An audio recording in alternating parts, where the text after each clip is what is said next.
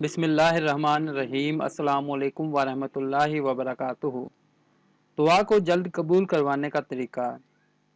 حضرت عبداللہ بن مسعود رضی اللہ عنہ فرماتے ہیں کہ جب تم میں سے کوئی دعا مانگے تو اسے چاہیے کہ دعا کی ابتدا میں اللہ رب العزت کے شان حمد و ثنا بیان کرے، پھر نبی اکرم صلی اللہ علیہ وآلہ وسلم پر درود شریف پڑھے اور پھر اس کے بعد جو دعا مانگنی ہو وہ دعا مانگے، کیونکہ اس ترتیب سے وہ اپنی مراد جلد پا لے گا، یعنی اس کی دعا جلد قبول ہو جائے گی۔